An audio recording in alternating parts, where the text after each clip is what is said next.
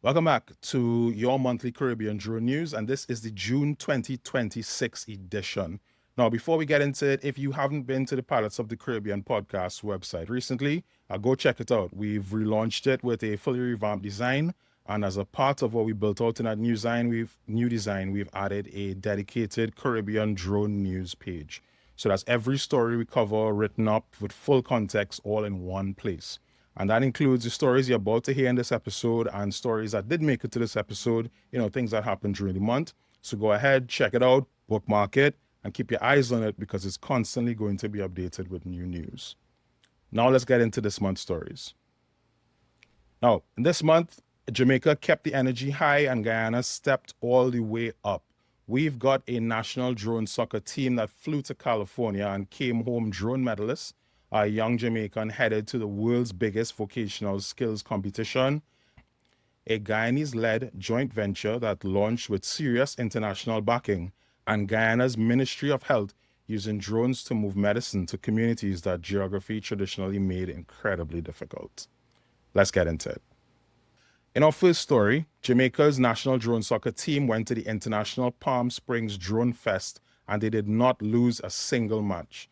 They defeated teams from Kazakhstan, Mexico, the United States, and Canada to go home winners of that tournament.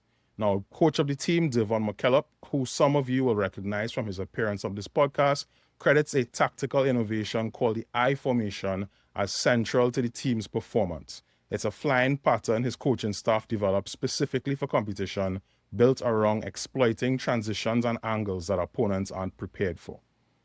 The team is now targeting the Intercontinental Cup in South Korea in July, which will be the highest competitive benchmark they've faced yet. What this team did in Palm Springs is worth understanding for what it says about the state of drone piloting in the Caribbean. Precision flight under competitive pressure, spatial awareness, real-time coordination, these are the same skills that translate directly into professional UAS operations. Jamaica now has a cohort of pilots who have tested those skills on an international stage and won, and that's a real thing.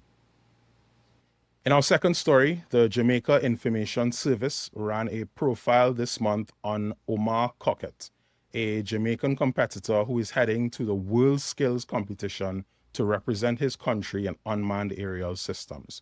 Now, if you've never heard of the World Skills Competition, don't feel too bad about it because I just heard about it the first time when I came across the story.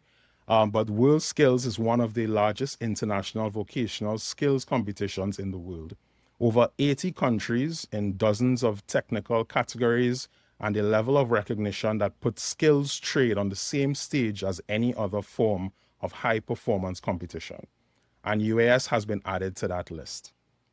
Now, what makes this particularly significant is what this competition actually requires. Competitors aren't just flying a drone. They are designing the system, building it, and programming it to complete autonomous mission scenarios. Now, that is a meaningfully different technical benchmark from a standard commercial license. And it sits closer to the engineering end of the spectrum than the operational end of it. Now, the UAS category was added to the World Skills lineup because it needed to signal that autonomous systems are a core technical competency and not a niche skill. Omar Cockett, competing on that stage, is the Caribbean making its mark in that conversation. And the fact that Jamaica's government's communication apparatus covered this story tells you that they know it matters. When you put Omar Cockett next to everything else Jamaica is doing in the world of UAVs, what you see is a country that is building multiple pipelines into the drone profession at the same time. Whether it's through competition, vocational training, community outreach, different angles, same direction. Next up, we head to Guyana. And if you've been listening to the show for a while, Brian Smith of Dragonfly Drones and Geospatial Solutions is a name that you know. He's been a guest on the Pilots of the Caribbean podcast twice now. And what he's been building in Guyana is one of the best origin stories in this region's industry. Now, this month, Brian formalized a joint venture with Canadian drone company Altomox Offshore. And the launch happened in Georgetown in front of government ministers, diplomatic corps, private sector executives, and key industry leaders. The venture operates under the banner Automox Offshore Dragonfly. Now, this is a Guyanese-led enterprise with Brian's company at the helm and Altomox bringing internationally recognized technical capacity in advanced industrial inspections, surveying, mapping, and data collection. Brian said it plainly at the launch. What started with a borrowed drone in 2020 has evolved into an international joint venture focused on innovation, collaboration, and creating opportunities for Guyanese talent. That trajectory is worth paying attention to because it didn't happen by accident. It happened because a local operator built credibility, won contracts, developed a reputation, and earned the right to sit across the table from an international partner on equal terms. Steve Priestley of Automox said they chose Dragonfly because of shared commitments to job creation, education, and STEM awareness. Guyana's Minister of Labour, Omar Cockett, delivered the keynote, framing the venture as exactly the kind of collaboration that prepares Guyanese professionals for a technology-shaped economy. The focus areas of the venture, drone technology, geospatial intelligence, and industrial workforce development, map directly onto where Guyana's economy is heading. Oil and gas, environmental monitoring, and large-scale infrastructure, these are not abstract opportunities. They're active contracts waiting for operators with the right credentials and the right capacity. Now, for anyone building a commercial drone operation in the Caribbean, the Dragonfly and Automox model is worth studying. Local credibility plus international technical capacity plus a shared investment in workforce development. That combination is replicable and is what sustainable growth in the industry actually looks like. Now, in our last story for this month, and this story did not make too much noise internationally, it should have. Earlier this month, Guyana's Health Ministry used drone technology to deliver medical supplies to the, and I'm going to butcher this, so I'm sorry, the Moraikobais Health Center along the Mahaikani River. The health minister described it as part of the government's broader push to modernize healthcare delivery through technology. The company behind the operation is 19 Labs, and if that name sounds familiar, it's because their founder, Mr. Ram Fish, has been a guest on this podcast in the past, and I'll leave a link to that episode, as well as the others mentioned in this episode in the description. Now, the Moraikobai is a riverine community, and road access is limited. Traditional logistics are generally difficult, and these are the conditions that exist across Guyana's hinterland and interior. Now, what matters about this story isn't the single delivery, it's the framing. The ministry positioned this as part of a broader logistics network, not a one-off experiment. Officials described plans to expand drone-supported medical deliveries to other remote communities across Guyana's riverine and hinterland regions. Now, when a government health ministry frames drone operations as infrastructure rather than a novelty, it changes the regulatory and commercial landscape for every operator in that country. The Guyana Civil Aviation Authority, the GCAA, oversees UAS operations in the country, and as the government's own drone programs expand, so does the GCAA's operational experience and regulatory engagement. And that matters for every commercial operator in Guyana. Every public health flight that goes well is a data point that builds the regulatory familiarity and public trust that commercial operators will eventually depend on.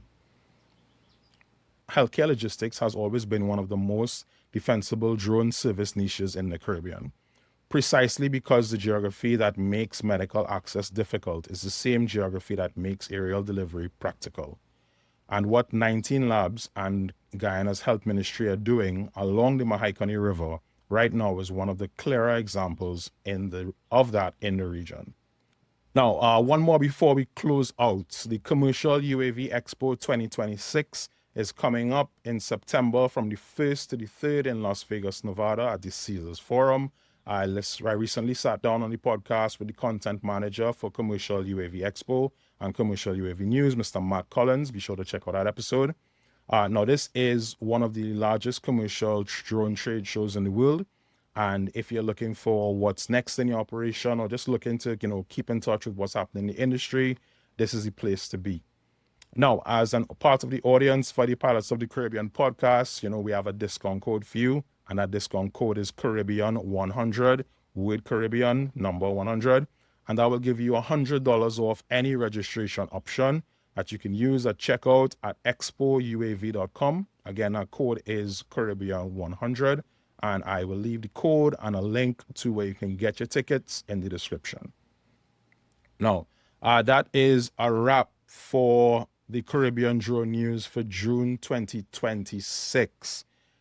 And here's what this month is telling us when you read it as a whole. Jamaica and Guyana are both building, but they're building different things. Jamaica is building talent through sport, through vocational competition, through community programs, creating the next generation of operators. Guyana is building infrastructure through commercial partnerships, through government adoption of drone logistics, through international capital structured around local leadership. Those aren't the same story, but they're pointing in the same direction. The missing piece is still regional. There's no cross-territory training standard, no Caribbean UAS Operators Association, no formal mechanism for Jamaica's wins to feed into Guyana or Guyana's infrastructure to inform what's possible elsewhere. Every country is building its own version of this with what seems like limited communication across borders. And that hopefully is going to change. The only question is who builds the bridge and how fast it's built. So just some food for thought. As always, if you have a story that we might have missed, please feel free to reach out, send it in. Again, check out the newly revamped Pilots of the Caribbean podcast page with a newly dedicated Caribbean Drone News page. There are some global stories sprinkled in, but it's primarily dedicated to Caribbean Drone News. So be sure to check that out. And until next time, take care.